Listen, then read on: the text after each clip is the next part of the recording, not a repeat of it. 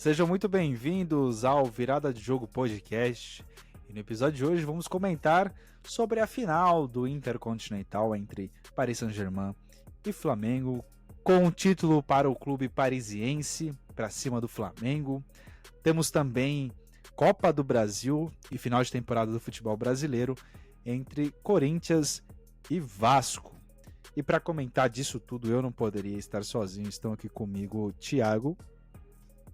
Fala, galera. Lucas. Fala, rapaziada. E André. Fala, pessoal.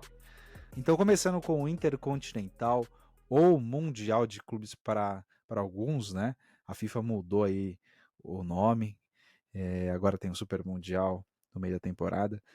Mas não deu para o Flamengo. Por mais que tenha jogado de igual para igual, de novo, assim como foi contra o Liverpool naquela temporada, o título ficou para o Paris, mas na decisão por pênaltis, e tivemos um herói improvável, que foi o goleiro russo Safonov. Vocês esperavam que o Safonov iria ser o herói desse título, do primeiro título mundial de um clube francês? Acho que nem o próprio Safonov esperava que ele ia ser o herói da partida, né?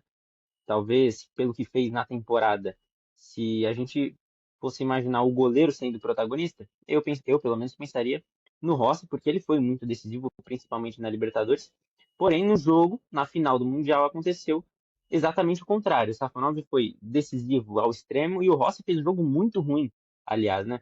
Falhou no gol anulado do PSG, falhou no gol do Kvaratskhelia, parecia muito nervoso e ele normalmente é o contrário disso. Então, acho que ninguém esperava. No jogo, o PSG foi superior. Acho que o Flamengo conseguiu competir, conseguiu ganhar o troféu de de igual para igual, né? Porém, acho que o PSG foi um pouquinho melhor. Conseguiu ser mais perigoso. Teve algumas finalizações no Dembélé que ele entrou bem mal no jogo, né? Claramente fora de ritmo. Que se ele tivesse num ritmo, não tivesse sofrido tantas lesões, ele provavelmente teria finalizado melhor nas chances que teve. Então acho que o PSG foi um pouquinho superior, mas o Flamengo conseguiu competir e perdeu nos pênaltis, que cara, não é loteria, mas envolve muito lado psicológico, mais do que treino, mais do que capacidade técnica, é muito lado psicológico e claramente o Flamengo sentiu a pressão, sentiu a possibilidade clara de ser campeão, que era ganhar, que era nos pênaltis, né? E dava para ver que os jogadores estavam muito nervosos, muito pressionados, tanto que das 5 cobranças erraram 4. Não, e muito louco isso que você falou. O Rossi, cara, aqui no Brasil, é um cara que traz muita segurança pro Flamengo. E desde o do início do jogo, assim, ele já querendo entregar, né? Ele tava louco para entregar nesse jogo. Muita sorte dele naquele primeiro gol, a bola saiu na linha de fundo, era escanteio, mas ele tava louco para entregar. Acho que não foi só culpa dele também, a marcação deixou a desejar com o Alexandro ali. E ele Concordo com o que você normalmente é o falou. oposto disso, porque ele é muito frio, cara. Tanto que ele é muito conhecido pelas ceiras, por conseguir lidar bem com o jogo, acalmar o jogo com as catimbas que ele faz, típica de um goleiro argentino. Porém, nesse jogo muito bizarro, não sei se ele entrou displicente, se ele entrou pouco concentrado, ou se ele estava realmente nervoso, mas a partida dele, o desempenho ruim dele, condicionou todo o desempenho do Flamengo. Porque aí não é só o goleiro que não está confiante, né? A desconfiança do goleiro, a falta de confiança do goleiro, passa para o resto dos jogadores, passa para a defesa. E olha que o Léo Ortiz, pelo menos, fez um jogo muito bom, acho que foi o principal destaque da defesa do Flamengo. Mas com certeza, quando o goleiro está mais confiante, quando o goleiro passa essa confiança, a defesa e o time todo joga de maneira mais tranquila, né? E não foi o caso, porque realmente o Rossi estava numa noite muito desastrosa. Eu acho que foi medo mesmo. Acho que ele entrou se borrando de medo quando viu os atacantes lá do PSG. A explicação pode ser por várias vertentes, mas acredito que realmente seja não que foi um dia ruim do goleiro, mas acho que é mais sobre o psicológico dele, sabe? Sobre o medo que ele teve ali, acostumado a jogar aqui, Libertadores, né? Como o Matheus falou, frio em Libertadores é uma coisa, né? Você consegue. Agora, se chegar lá e encontrar o PSG, encontrar o Bola de Ouro, que perdeu o pênalti, mas acho que traz uma atmosfera e o jogador acaba sentindo. Eu concordo com vocês. O Rossi fez uma partida muito abaixo mesmo. Desde o começo do jogo, alguns recuos, ele já tava meio esquisito. E naquele lance do Arrascaeta, né? Que ele também foi mal naquele lance, né? Dá um bico pra trás.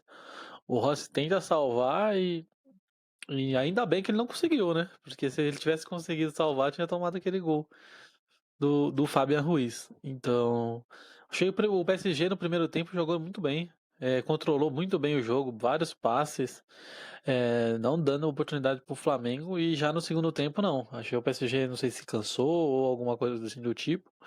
Mas o Flamengo começou a ter mais personalidade, conseguiu impor mais o seu ritmo de jogo. E o Arrascaeta conseguiu aquele pênalti, né? Foi derrubado na área, um pênalti infantil do Marquinhos, né? Mais uma partida ruim do zagueiro, do Marquinhos. E E cuidado que a Copa do Mundo tá aí, já serve pro Carleto ver quem é o Marquinhos de verdade, porque ele é isso aí. Ele, ah, ele se faz as presepadas dele, tem moral lá em Paris, é o capitão, tudo, mas assim, cara, ele deve uma vida, uma carreira ao Thiago Silva. eu acho ele muito bom zagueiro, eu já discordo. Ele jogou mal esse jogo, mas eu acho ele um bom zagueiro, sim. É um dos melhores que a gente E tem. que bom que o Paris também não colocou ele pra bater pênalti, né? Porque pela seleção brasileira também a gente tem um histórico bom, não. É verdade, zagueiros na seleção batendo pênalti tá complicado ultimamente. Até o Militão perdeu aquela vez também, né? Então, é complicado. Mas eu achei que quando o Flamengo, eu achei na prorrogação que o Flamengo ia tentar ganhar o jogo, porque ele terminou melhor o jogo do que o Paris Saint-Germain, criando chances. O Plata fez uma partida excepcional. Acho que foi o melhor jogador do Flamengo. E na prorrogação senti falta do Flamengo tentar ganhar o jogo. Ficou muito recuado. Aí foi pros pênaltis e a gente já deu o que deu, né? O Safonov aí brilhou, né? Que nem vocês falaram aí. Goleiro russo, surpreendendo a todos, né? Acho que nem o torcedor do Paris Saint-Germain esperava uma atuação do Safonov que nem essa. Teve quem duvidou do Safonov, né? Mas ele foi lá e fez o nome dele, com certeza. Acho que ele volta para Paris com outro peso no cenário lá do futebol francês. O próprio Rossi também, né? Fez uma baita defesa ali no pênalti do Barcola. E que eu pensei que ali seria uma recuperação pro Flamengo, de confiança ali, Eu de também ânimo. achei, viu? Eu pensei que naquele momento ele defendeu com um braço, assim, com uma mão. Cara, foi uma tijolada. Eu achei, pô, se o cara não vai com o braço forte ali, velho, leva o braço dele embora, cara. Pois Uma é, mão, um braço só. eu Muito pensei que forte ia o trazer pênalti, mas. confiança pro Flamengo naquela hora. Mas é assim, cara, acho que vai muito do psicológico de olhar para quem tá do outro lado. Eles, em vez de se concentrar neles mesmos, acabaram se concentrando no adversário e isso acaba que dá o medo, né? Porque os caras ganharam Champions, chegaram na final lá do verdadeiro Mundial, né, no meio do ano, e são um time assim que é um time meio que imbatível, né, e tal, ainda mais pro cenário do futebol brasileiro aqui. Eu acho que o PSG tava pro Flamengo o que o Flamengo tá pro futebol brasileiro, sabe? É meio irreal. E quando você se concentra nas habilidades, no que o outro tem de bom, você acaba que esquece. Chega na prorrogação, o Flamengo podia ter tentado ganhar o jogo. Mas e o medo do contra-ataque? E o medo, pô, Dembélé engatar a sexta marcha lá e fazer um gol e tal. Então eu acho que o plano foi tentar levar para os pênaltis até o final, porque pênalti tudo pode acontecer.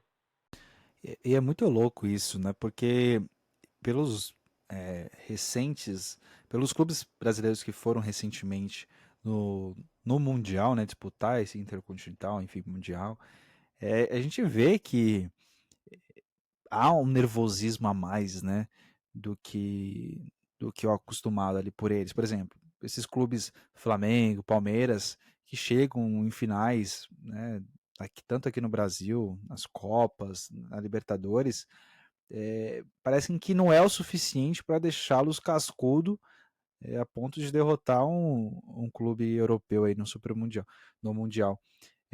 Para você ver, a gente falou do Rossi aí que estava sentindo, né, assim, talvez sentiu uma pressão, ficou nervoso.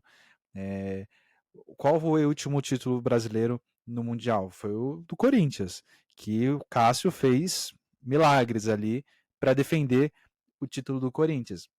E um ataque com um gol, achou um gol pelo Guerreiro e tal, assim como o Flamengo achou um pênalti para, né, fazer um gol contra um clube europeu.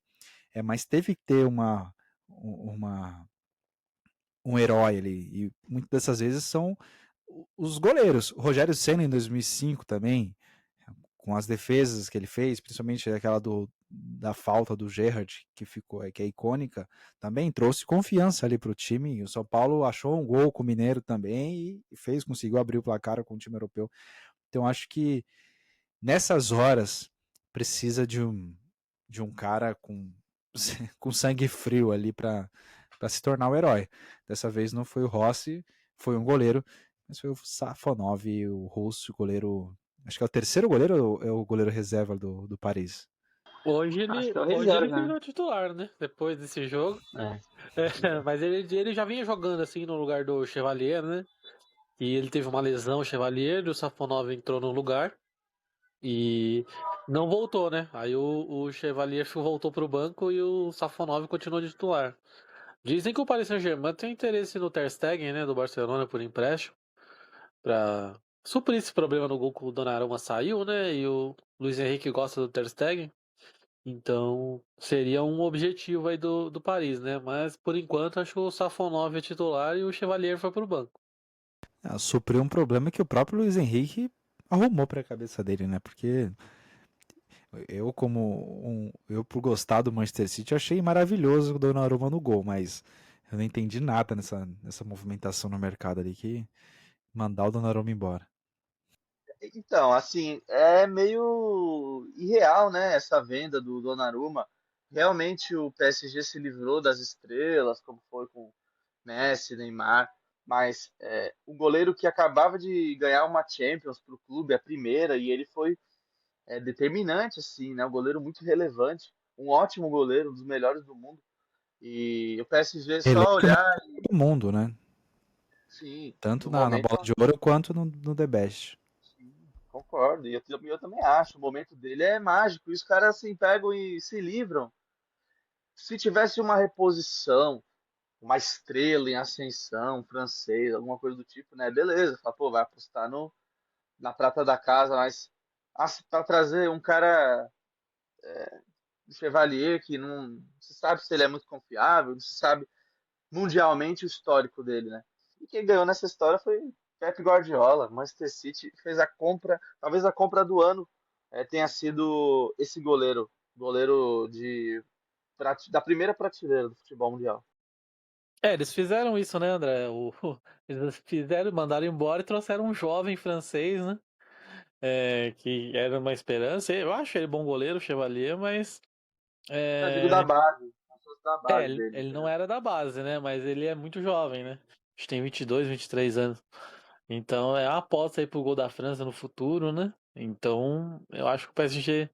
E eu também não concordo com essa dele ter sido vendido, né, pelo Luiz Henrique, porque não faz se fosse antes da temporada que ele foi campeão, eu até concordaria. Falar assim, pô, ele não entregou tudo que o PSG esperava, porque ele falhou em algumas Champions Leagues anteriores, em momentos decisivos. Aí na Champions League que ele faz a melhor temporada, acho que da carreira, se bobear, acho que até melhor que no Milan, que ele começou, e ele muda de clube. Não deu pra entender, não. Mas o PSG tá ganhando tudo, né? Continua vencendo porque o todo do PSG é um colosso. Eu acredito que dá para vencer com um goleiro do nível intermediário. O Real Madrid fez isso 3 vezes na Champions com Keylor Navas no gol. E o PSG não pode ser, não deve ser diferente, sabe? Deve continuar ganhando tudo em solo francês e continuar tendo boas atuações na Champions. Vai falar um pouquinho do Flamengo agora, né? Agora pro Flamengo. O Flamengo não pode cair naquela armadilha de tá tudo errado. Eu acho que o Flamengo tem que continuar com esse time, é um time muito forte, trazer alguns reforços, é, dispensar ou vender quem precisa ser vendido, que não vai ter muita utilização pelo Felipe Luiz. Mas o Flamengo tá no caminho certo, tá batendo na trave. Se continuar desse jeito, vencendo Libertadores, uma temporada assim, a outra não, outra temporada assim, ele vai tá sempre disputando aí, tá chegando bem perto de conquistar o Mundial de novo. E tem que ver se o Felipe Luiz vai ficar, né? Porque o contrato está em aberto e ele falou mesmo que o sonho dele é treinar na Europa e o Flamengo tem que rezar para nenhum time de alto escalão lá da Europa olhar para o Felipe Luiz. Vem tendo destaque, né? Com essa campanha no Mundial, até ganhar a Libertadores mesmo. E, eu acho realmente que se algum clube da Europa piscar para o Felipe Luiz, o Flamengo vai ficar sem técnico.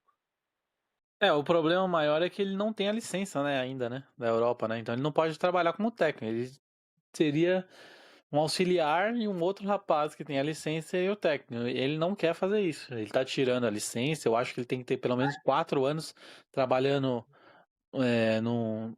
Trabalhando, 4 anos trabalhando, acho que no Brasil ou qualquer país da América do Sul, para ele conseguir tirar a licença de ser treinador na Europa. Então ele ainda não tem. Então por isso que o Flamengo tá um pouquinho mais sossegado, eu acho que ele deve ficar por aqui mesmo.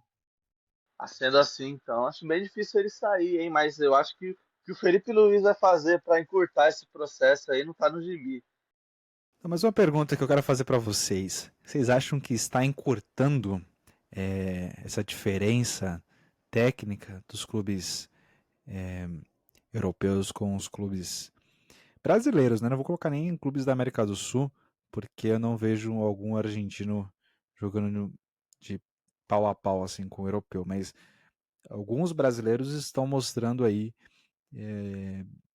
uma força que antes não era vista, né?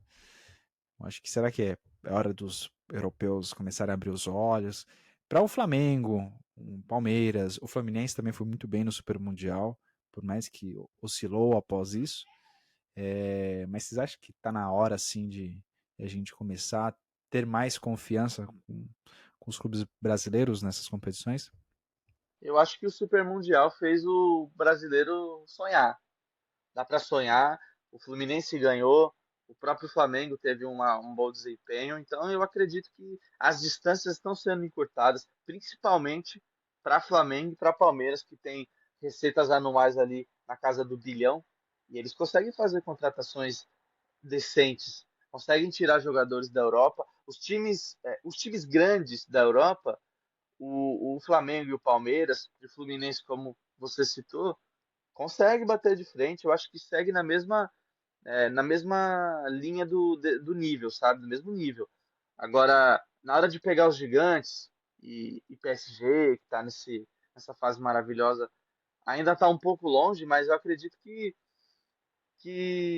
tá mais perto do que nunca, sabe? Acho que desde Corinthians em 2012 nunca tivemos tão perto aí de ter um brasileiro campeão mundial.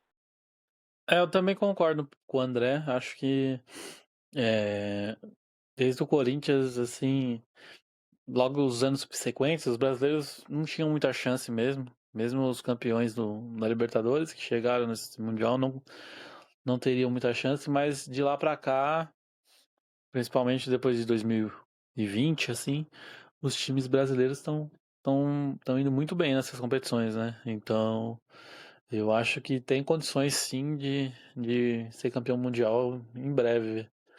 Voltar a ter um time brasileiro campeão do mundo. O Flamengo é o que me parece mais pronto, assim, sabe? De não sentir tantos jogos. Pelo menos me pareceu assim nos dois confrontos com o Liverpool na primeira vez e agora, né? Aí falando do Super Mundial, aí os brasileiros levam uma vantagem no Super Mundial que é o físico, né?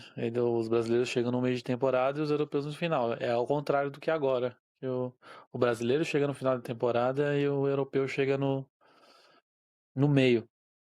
Então, os times brasileiros estão cada vez mais próximos aí de conquistar assim, o título mundial. Principalmente se pegar um time mais acessível, né? Um time que seja campeão, mas que não tem um super time, assim. Aí fica um pouco mais fácil a missão. Eu pego de exemplo o que você falou agora, é de um time que não é o super campeão, que eu coloco o Chelsea. Para mim, o Palmeiras perdeu uma grande oportunidade de ter vencido o seu primeiro título mundial para cima daquele Chelsea, né? O Palmeiras também jogou muito bem. Faz o gol de pênalti com o Veiga também. Só que aí, no final da partida, o Lukaku gigante sobe, acho que no escanteio, não lembro se foi no escanteio, uma bola parada, e faz o 2-1. Mas aquele jogo eu pensei que o Palmeiras. Eu senti o É gol do Palmeiras muito Havertz, mais. na verdade, 2-1, né? Ou não? De pênalti? Ah, verdade, né? Foi ao contrário. O Lukaku faz o É, o primeiro e o Lukaku Havertz segundo. faz o primeiro. Isso. Isso. O Lukaku faz o primeiro e o Havertz faz o segundo. Naquele jogo eu senti muita confiança do Palmeiras também, jogando muito bem. E o Thiago também citou o Flamengo na primeira 2019 contra o Liverpool, se não me engano. O jogo foi para prorrogação e o Firmino faz o gol na prorrogação. Então, de fato, não foram campeões, mas mostraram um bom futebol, né, nessas competições. E eu acho que a chance de um time brasileiro ser campeão mundial passa muito por esses clubes que agora estão estruturados, né? No caso, Flamengo e Palmeiras, porque apesar do futebol brasileiro ter caído de nível em relação aos anos 90, aos anos 80 e anos 90 principalmente, o futebol brasileiro claramente melhorou de nível em relação à década passada. E no caso, Palmeiras e Flamengo principalmente, por conta dessa estruturação, estão se descolando cada vez mais dos outros times do futebol brasileiro, estão se sobressaindo, principalmente pela questão econômica do Brasil em si, mas estão se sobressaindo em relação aos outros times da América do Sul. Então, a grande chance de um time brasileiro ganhar o Mundial passa por esses times. Eles são muito melhores que os times do Brasil, são melhores economicamente que os times da América do Sul. A gente vê isso pela Libertadores, os times argentinos, que é a segunda liga mais forte do continente, são cada vez mais fracos. Então, acho que existe a chance real de algum clube brasileiro, no caso Flamengo ou Palmeiras, ser campeão desse torneio intercontinental, né? Porque realmente estruturados estão montando cada vez mais times mais competitivos e a chance de ganhar alguma hora é grande. Então é isso. Flamengo perde o título nos pênaltis para o PSG. Acho que fica um gostinho bem amargo aí, porque jogou bem. E levar para os pênaltis é loteria. Agora, seguindo com outra final que aconteceu no mesmo dia, aqui no Brasil. Se essa, né, do Mundial foi um jogo mais equilibrado, apresentando certamente um bom futebol, aqui no Brasil foi totalmente diferente. O que aconteceu na Neoquímica Arena? Pelo amor de Deus. Jogo 0-0. Quem foi ao estádio, acho que foi quem sofreu a maior punição por ter assistido esse jogo de perto. E o jogo termina 0-0. Agora a definição vai ser no Maracanã, com a torcida do Vasco em peso. E pelas informações, já estão com todos os ingressos esgotados. Foi um jogo bem feio. Acho que a postura covarde do Corinthians, de maneira geral, foi muito condicionada pelos cartões amarelos, né, pela quantidade grande de jogadores que poderiam ficar de fora do segundo jogo da final. Porém, realmente, o jogo foi muito abaixo, o Vasco foi superior, também não criou nenhuma grande chance, não foi um amasso, longe disso, foi um pouco mais eficiente no seu modo de jogar, porém pouca coisa, conseguiu pressionar muito bem na saída de bola, focou o Corinthians em vários momentos, teve uma grande chance, outra principal, com o Ryan, porém ele estava em impedimento. Mas o Corinthians, acho que a grande notícia é essa, é não ter tido nenhum jogador suspenso para o jogo da volta. Em alguns poucos momentos, o Corinthians conseguia encaixar uma pressão, porém dava para ver que os jogadores tinham muito medo de fazer uma falta que impediria um contra-ataque, tomar um amarelo, ou mesmo que não fosse uma falta, mas o juiz marca errado e dá um amarelo. Então dava para perceber que os jogadores estavam bem receosos em relação a isso, né, com medo de tomar um amarelo. Acho que no jogo da volta, muito provavelmente a postura vai ser outra, tem que ser outra, porque nesse jogo o Corinthians foi inaceitável a postura dos jogadores. Então acredito que na volta, sim, o desempenho do Corinthians vai ser melhor, até porque, olhando para o seu adversário, você já sabe o que vai esperar, né, dos times do Diniz, de maneira geral. Então o Vasco não vai ser muito diferente do que foi na Arena. Eu acredito que o Corinthians vai estar bem mais preparado para essa final do que para esse segundo jogo do que foi em relação ao jogo anterior. E mais uma vez decidindo no Maracanã, né? Da última vez que o Corinthians chegou na final da Copa do Brasil, também decidiu no Maracanã, também não tinha vencido no jogo de ida em casa. Em 2022, perdeu. Vamos ver o que vai acontecer agora em 2025. Eu concordo com vocês aí que o jogo foi muito feio, né? Um jogo muito. Eu achei que as duas equipes estavam com medo, né? De, de sair perdendo, né, nesse confronto, né? E o Corinthians ainda com esse agravante dos cartões. Isso é verdade. Condiciona um pouco a partida. Eu acho que não pode ser. Usar isso de muleta. Eu acho que o Corinthians jogou mal. Claro que ninguém quer ficar fora de uma final, mas se for preciso, tem que ficar fora, tem que fazer uma falta. Agora é inadmissível o Corinthians jogar desse jeito. Ah, então não vou jogar aqui porque eu tô com medo de tomar cartão amarelo, então não vou pressionar, não vou fazer. Não tem sentido. Eu acho que o time tinha que tentar fazer a pressão. Eu acho que ele não conseguiu fazer. Acho que o Vasco foi muito bem nesse controle de bola, toque de bola no meio do campo. E os dois volantes do Vasco jogaram muita bola, tanto o Thiago Mendes quanto o Cauã Barros, dois bons volantes. Então, eles controlaram o Corinthians e não deixaram o Corinthians sair do jeito que quer. E quando o Corinthians é um time que quando não tem transição, principalmente o meio-campo quando não tá bem, que é o setor criativo do time, o Garro não estava bem, o Breno Bidon fez uma partida horrorosa. Então, o Corinthians sente muito e não consegue criar jogadas tanto para Memphis quanto para Yuri.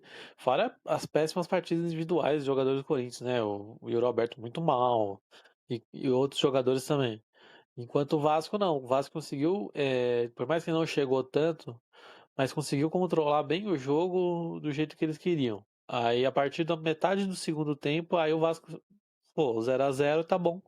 Vou me defender e vou levar pro Maracanã. Aí agora o Vasco ele tem um leve favoritismo aí pra vencer o título. Joga em casa, diante do Maracanã lotado com os vascaínos. Então o Vasco tem um leve favoritismo aí pra vencer essa competição. Eu acho que é, o Vasco sai com um saldo muito mais positivo. Tudo bem que sair sem fazer gols em confrontos assim mata-mata nem sempre é estratégia. Mas se tratando de uma final e o segundo jogo é decidir em casa, né, entre aspas, acho que a estratégia deu muito certo pro Fernando Diniz conseguir segurar esse Corinthians em casa com a festa da torcida em peso também aqui no estado de São Paulo. Então, eu também concordo com o Thiago. Tem um leve favoritismo aí de jogar em casa com o apoio da sua torcida. Em questão de bola, não acho que tenha nenhum tipo de favoritismo assim. Pelo futebol apresentado, não, mas de fato com a torcida, jogando em casa. No Maracanã, cabem mais pessoas para fazer, né, mais peso, mais pressão. Então acho que esse é o único lado do favoritismo, porque na bola, o Vasco é muito fraco. Eu acho que continua um confronto 50-50, assim como era antes do primeiro jogo. E sobre o que o Thiago falou, concordo. O desempenho do Corinthians foi muito abaixo e não é algo que a gente está se surpreendendo, né? Porque realmente o Corinthians, como o Thiago mesmo falou, nas transições até consegue jogar, principalmente quando o meio de campo está bem. Mas quando o Corinthians enfrenta, né, esse Corinthians do Dorival, né? E também já era assim com o Ramon. Mas quando o Corinthians enfrenta defesas que marcam mais fechadinhas, que jogam em bloco baixo, o Corinthians não consegue criar absolutamente nada. E isso ficou claro no Brasileirão, principalmente contra os times pequenos. Então, enfrentou o Sport fora de casa e perdeu. Enfrentou Juventude e sofreu, se não me engano, empatou contra o Juventude. Perdeu outros pontos com outros adversários muito inferiores que jogam dessa forma. Então, é um problema, parece que inerente a esse trabalho do Dorival no comando do Corinthians, que é enfrentando defesas mais fechadas, o time fica muito engessado, muito pouco criativo, e nesse jogo contra o Vasco não foi diferente. A minha esperança, entre aspas, para o jogo da volta é os jogadores entrarem mais tranquilos, porque eles já não vão ser suspensos, né? Como vai ser o último jogo, não tem próximo jogo para eles ser suspensos.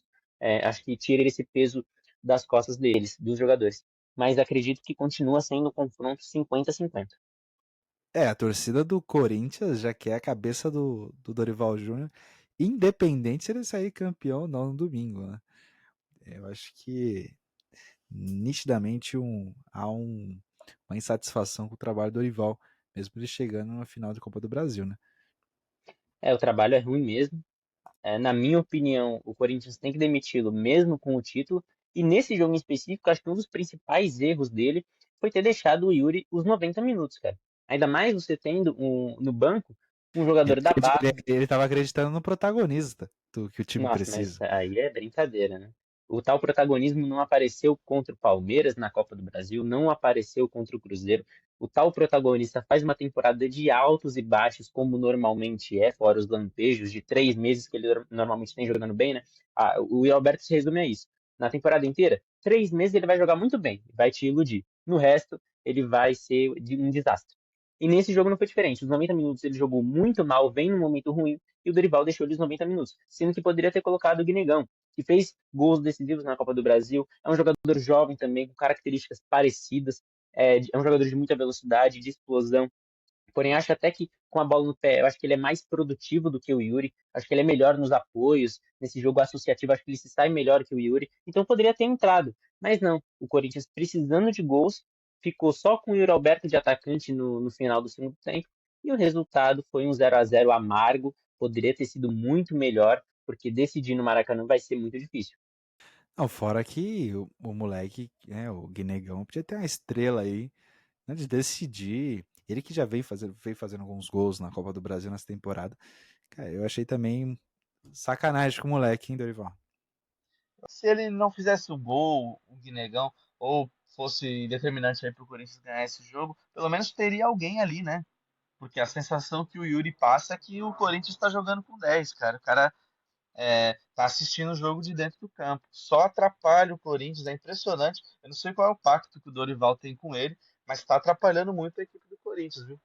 É exatamente isso. O Yuri agrega muito pouco ou quase nada para o jogo do Corinthians. Quando ele não é acionado para usar sua velocidade, que é realmente um fator importante no jogo dele, ele não produz nada, ele não impacta em nada o time. E isso é só mais um motivo que corrobora com a tese de que o Guinegão poderia muito bem ter entrado. Fora que eu também acho que o Bidon fez um jogo ruim, tá? Concordo com o Thiago, acho que o Bidon fez um jogo ruim no primeiro tempo. Porém, no segundo tempo ele começou muito bem. Ele teve algumas participações importantes nos poucos minutos que ele ficou. Eu não teria tirado ele.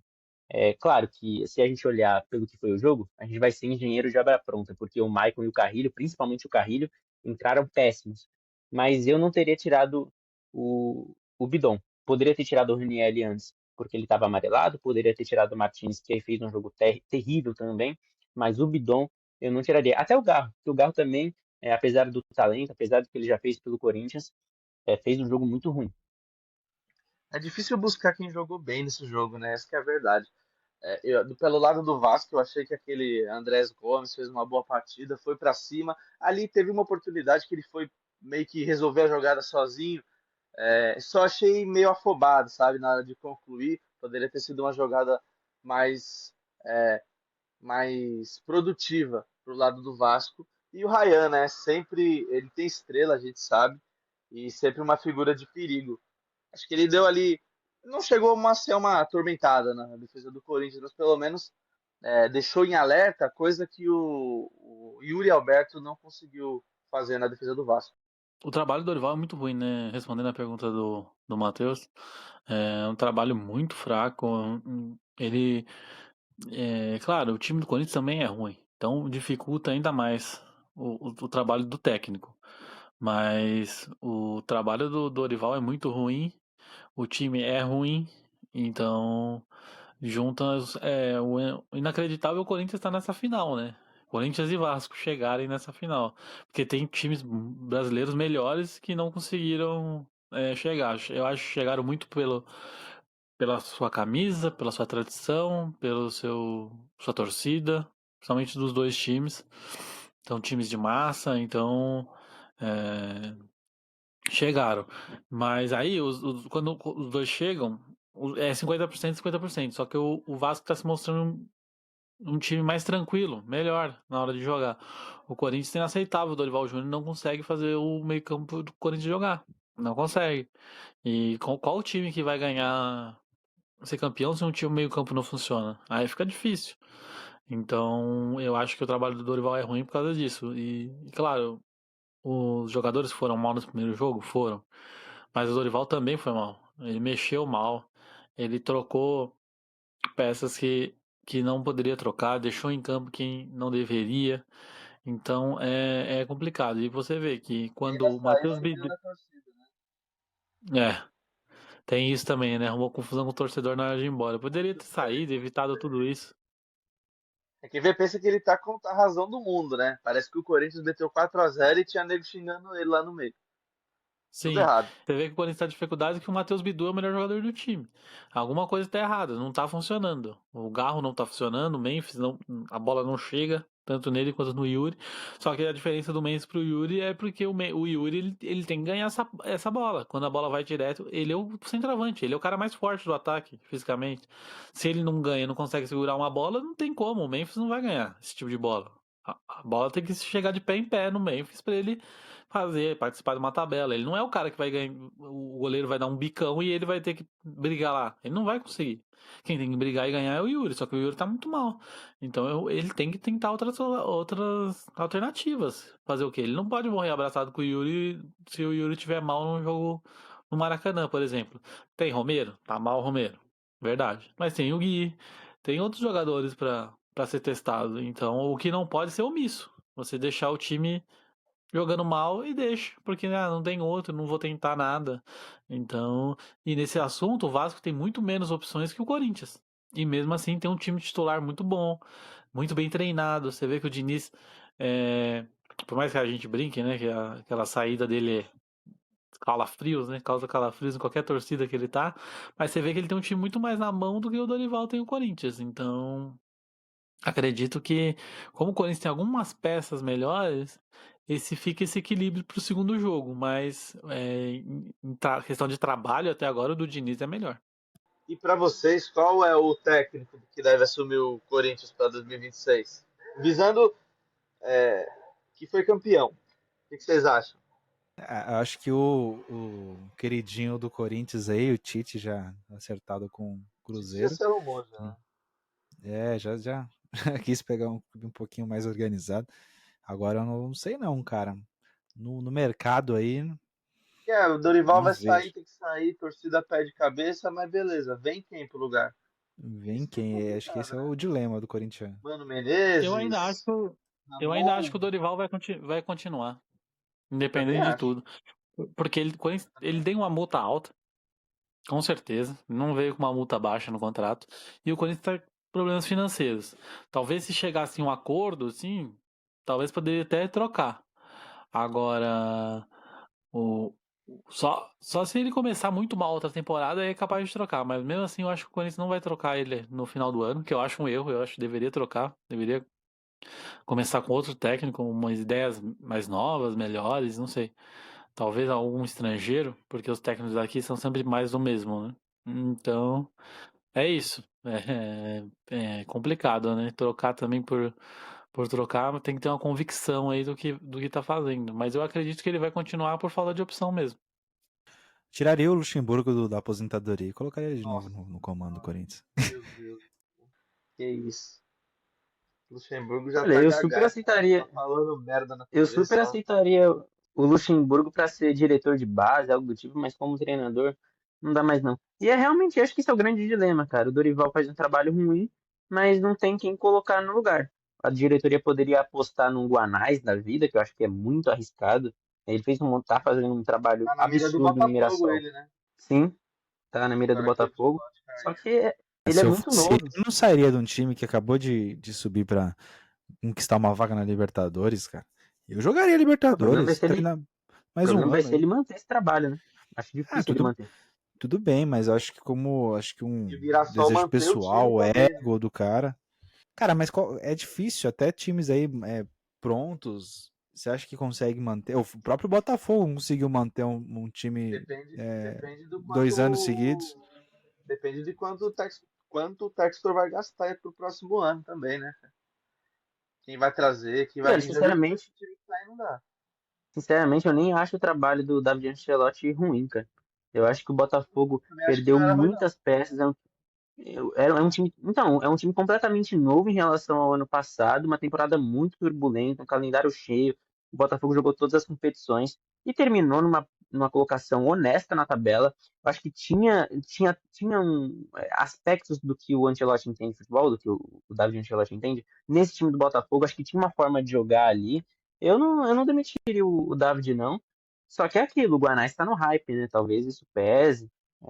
E ele Depende tem que do que o aproveitar o Textor vai momento, pensar. porque aí o Exatamente. Mirassol Não sei fazendo se uma o David vai temporada querer mais ficar no jogando. Brasil. Ele vai para a comissão da CBF, pô, pra Copa. Ah, não sabia. O papai vai levar, você acha? Vai deixar o filho dele aí, a deriva. Ou é E eu isso, acho ou que é ele. assumir o Real Madrid também. Quem Nossa sabe? senhora. Gente do céu. Segundo essas contas, essas páginas né, da Catalunha. Seria trocar um estagiário por outro, né? Mal que parece aí. Porque o Xabi Não, Alonso e é tá exatamente. triste. Não, e eu concordo exatamente, cara. Eu concordo plenamente, quer dizer. É exatamente isso que o Xabi Alonso vem se mostrando. Um estagiário, treinador de time pequeno, o cara pegou um Real Madrid. E o que me encabula, cara, que me deixa assim confuso, é que ele foi um grande jogador de nível mundial, dividiu o vestiário com as grandes estrelas da época dele, e chega agora na vez dele de ser de tornar o elo forte entre comissão e jogadores, ele não consegue. Ele não consegue administrar o próprio ego, sabe? É uma coisa assim, estapafúrdia mesmo. Porque se fosse um cara que nunca jogou bola na vida, ou um cara que não teve esse tamanho que ele teve pro futebol como jogador, eu entenderia. Fala, pô, o cara tá sentindo o vestiário do Real Madrid. Mas é um lugar que, além de tudo, ele já esteve ali, ele já jogou. E agora ele pega as estrelas do time que ele tá e ele tem uma briga particular com cada um, quase. É Valverde, é Vinícius Júnior, Endrick. Não Pode precisa nem falar. muito longe, pô. O Xavi no Barcelona foi a mesma coisa. Gigante Eu acho que foi bem enquanto melhor, hein? jogador. É, gigante enquanto jogador. E no Barcelona o cara só arrumou confusão também. O Conquistou, Xavi, acho eu que acho que, conquistou acho que, títulos. acho que não tem nem como comparar. O Xavi ainda foi campeão de La Liga, pô, e era um outro contexto. O Xavi, se ele Mas, tivesse a grana que o Xavi teve pra contratar, acho que ele não faria o trabalho que ele fez, pô. Era um contexto muito diferente. Acho que o Xavi é um bom técnico que deu azar de fazer uma temporada ruim. Ele até conseguiu retomar, né, no finalzinho, fez bons jogos com o Barcelona na reta final da temporada, mas acho que caiu na conta dele por ser novo e tal, a pressão do Barcelona é muito grande, mas acho que não tem como comparar, cara. O trabalho do Xabi é desastroso, assim, não tem nada. Ele tem os melhores jogadores do mundo à disposição, ele gastou muito, ele tem tudo a seu favor, mas não consegue desempenhar um bom futebol. e eu acho que o Xavi, o que aconteceu com ele, foi a mesma coisa que aconteceu com o Carleto na última temporada. Tomou muito pau do Real Madrid, apanhou muito do Real Madrid, e isso lá na Espanha conta demais, sabe? Você perder todos os clássicos, ou perder vários deles e por placares elásticos e tal, o cara pode até ter uma moral, mas a imprensa e a cobrança externa vai pesar. Eu acho que realmente não dá para comparar o Xabi Alonso, porque o cara não sustentou de agosto, ou melhor, de julho a novembro, cara. Em novembro o vestiário do Real Madrid já tá em ebulição, sabe? Por mais que os jogadores venham, não, estamos do lado do técnico, não sei o quê. Ele não conseguiu extrair nada dos melhores jogadores do time. O único que se manteve ali invicto na seu nível de atuação foi o Mbappé. Agora Vinícius Júnior, que já foi the best, Rodrigo, que já foi um jogador muito importante, virou o jogador, o atacante do Real Madrid com mais jogos sem marcar gols. E é um cara que a gente sabe, tem extrema qualidade e não rende nada na mão do Xabi. Ele prefere apostar em jogadores como Mastantuono. É complicado, é duro de entender a cabeça do espanhol. E eu acredito que a paciência do Florentino não vai durar muito, não, viu? Dizem na Ah, Espanha é que incrível. a gota d'água vai ser na Supercopa da Espanha. Se chegar lá e tomar taca do Barcelona, meu amigo, nem volta para Madrid. A gente vai ao extremo aqui, né? Vai de Corinthians de Vasco até Real Madrid. A gente chega nisso. Sabe É, Alonso no mas, Corinthians, será? ah, será que aguenta a pressão Meu da Deus do Fiel? céu, será que ele vai aguentar o ego dele com o do Memphis Depay, do protagonista do povo? É. Não, Xabi Alonso no Corinthians, hein? Melhor que é, o Dorival. é outro que vocês também têm que ficar de olho aí. Que Memphis também não dá mais, né, cara? Pelo amor de Eu Deus. acho também que não vai Cara, surtir dá, efeito dá muito de, mais. Ah, eu acho que com faz. O esse dia que o salário, problema do Corinthians for o com esse Depay, salário, o problema com não é esse o cara. salário, O ganhando, problema é o ganhando salário. mais. Não, Não, o problema não é nada. O problema do Corinthians não é nada que envolva o Memphis, cara. O Yuri ganha metade disso e é muito pior. O Hector ganha quase 1 milhão e é muito pior. O Thales Magno ganha muito e é muito pior. Se for como falar que Compreende? o Corinthians. Não, o Corinthians caiu no transfer ban de 30 milhões por conta do pseudo zagueiro Félix Torres, cara.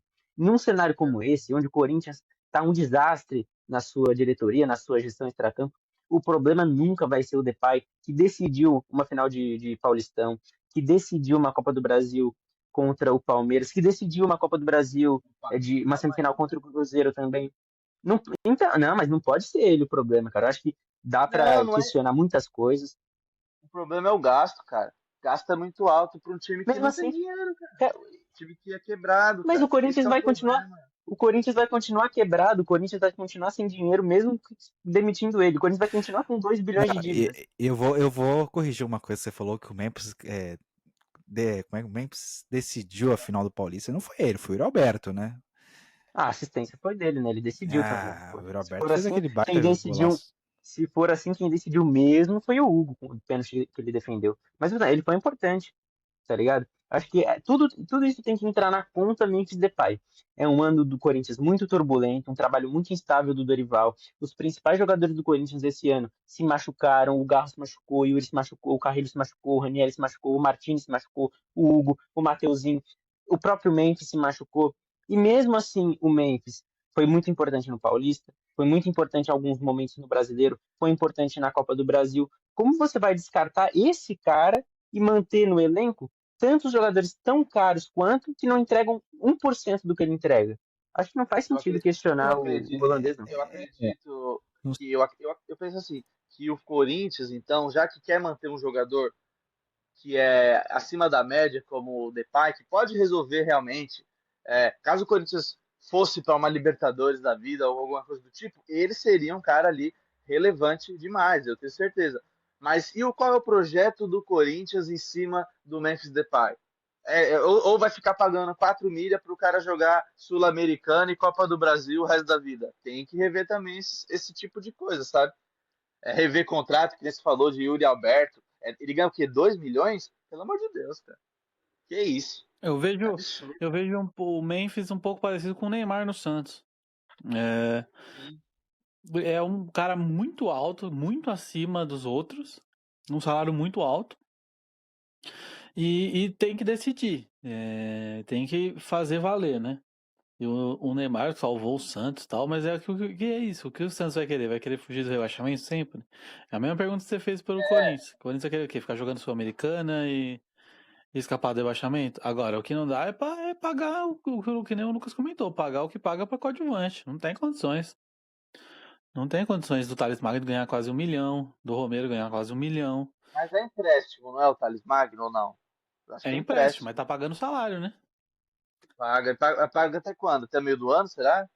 Não, final do ano já Que encerra. absurdo. Ah, então menos mal, porque, pelo amor de Deus. Mais Aí tem 6 meses Félix de Thales Torres Mágico pro ganhando um Corinthians, né? monte.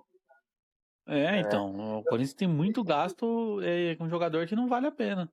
Então, a hora de reformular isso aí e comprar, tentar pegar algum jogador mais barato que se arrumar o transfer ban. Se não, também põe a base. Se é para usar esses jogadores, coloca da base mesmo. Não tem problema. A torcida vai ter muito mais paciência do que ver esses caras ganhando muita grana e não entregando nada. Não, só ia dizer que eu concordo com a analogia que o Thiago fez com o Neymar no Santos, porque realmente é a mesma situação. Você pega um craque de nível mundial, traz para o teu time, dá 10, ó, tudo bem, tá aquela coisa linda, mas, cara, só tem o cara de bom, velho, basicamente. Você olha para o lado, não tem ninguém, você olha para o outro, não tem ninguém. E os jogadores que estão ali, no caso do Corinthians, que tem jogadores melhores, né, como Garro e o Yuri Alberto, que, querendo ou não, faz seus gols, tá no mesmo nível, consegue manter, tem alguém melhor para trazer, porque se for para continuar do jeito que tá, pagando o salário que o cara tem só para ele decidir o Paulistão, eu acho que não chega, não vale a pena, sabe? Não vale a pena. Não que o problema seja o jogador em si, mas que o todo não acompanha, aí não adianta, aí só vira mais um ali no meio da multidão. É isso, eu concordo 100%. O ideal seria fazer um time estruturado, um elenco encorpado, um elenco equilibrado, para você realmente dar possibilidades do Memphis Depay decidir os jogos ao longo da temporada, um time bom para o Depay jogar, um time que jogasse para o Depay. Isso seria o ideal. Porém, o Corinthians não tem condições de fazer isso. Aliás, o Corinthians não trouxe o Depay pensando nisso. As pessoas esquecem desse contexto, mas o Depay chegou ano passado para salvar o Corinthians do rebaixamento. Quando ele chegou, o Corinthians era o 18º lugar no Campeonato Brasileiro e ele entregou o time em 7º ou 8º, dando vaga para a pré-Libertadores e Copa do Brasil. Copa do Brasil essa que o Corinthians está na final. Então, E eu tudo acho isso que o tem que ser levado em Corinthians consideração. Pô, o deu Depay... todos os indícios que ia cair, viu? Isso eu me lembro. Todos os indícios que ia cair com e ficou certeza. nas costas ali do Garro, que também ele fez cada golaço de fora da área, o Garro, e o Depay chegou também e mudou o panorama do time. Só que agora o cenário é outro, né? É o pensar daqui para frente. Vale manter esse cara mais 2 anos, 3 anos? Lembrando que vai ser um jogador envelhecido, mais envelhecido ainda. Não, eu concordo que tem que ser levado em consideração, só que esse ano, como eu falei, o Corinthians passou por uma temporada muito turbulenta. A gestão mudou, os principais jogadores se machucaram muito, o Corinthians conviveu muito com lesão. Então, se realmente, mesmo que com esse elenco aí, se o Corinthians não tivesse lidado tanto com lesão, o próprio desempenho do Depay poderia ter sido melhor, porque a gente já viu, ele já mostrou que com um time minimamente decente, ele entregou, como ele entregou no Campeonato Brasileiro no ano passado. Ele chegou em 11 jogos no Campeonato Brasileiro, fez 7 gols e deu uma assistência, ou 2 assistências. Então ele entregou e foram gols decisivos, foram participações decisivas. Então ele já mostrou que ele entregou, ele mostrou que ele pode entregar em alto nível. Só que falta um time bom. E nessa temporada ainda teve a questão da questão física dele, que ele sofreu muito com lesão. Então por isso que eu acho que ele não pode ser descartado. Isso não pode nem ser uma possibilidade, porque ele já mostrou que em um contexto minimamente favorável, ele entrega. Pode custar 4 milhões, pode custar 5 milhões, não importa, ele entrega. Quem não dá são os jogadores que custam 1, 2 milhões e não entregam 10% do que o Depay entrega. Bom, é isso. Mas eu acho que antes de a gente encerrar, eu quero ouvir os palpites aí, as expectativas para domingo. Placar. Eu vou de Vasco e vai ser no jogo. 2-1 Vasco. Diniz tem um plano. Eu vou de Corinthians campeão 2-1 no tempo normal. Para mim dá Vasco. 1-0. Eu vou de 1-1 e Corinthians campeão nos pênaltis. Corinthians campeão nos pênaltis, então é Hugo como herói? É Hugo como herói e metade da torcida tendo um infarto, né? Porque, pelo amor de Deus. Pois é. Não, e só uma informação importante aí para fechar, falei do Diniz. O Diniz chegando à sua terceira final seguida nos 3 últimos anos, né? Em 2023, final da Libertadores, título com o Fluminense. 2024, final da Sul-Americana, vice-campeonato com o Cruzeiro. E agora chega a final da Copa do Brasil no comando do Vasco. Dinizismo. Eu gosto muito do trabalho do Diniz. Ele é muito criticado no Brasil, às vezes com Merece muito razão. respeito. Merece. Ele no futebol brasileiro tem uma história. Tem uma história. Mas é isso. Então, palpites foram levantados. E até domingo vamos ver o que vai acontecer. Bom, agradeço muito você por ter nos ouvido até este momento. Siga a gente nas redes sociais, tanto no Instagram quanto no TikTok e no YouTube também, @virada de jogo PDC. No YouTube, @virada de jogo podcast. É isso, muito obrigado aos integrantes deste timaço aqui do Virada de Jogo. Até a próxima. Falou!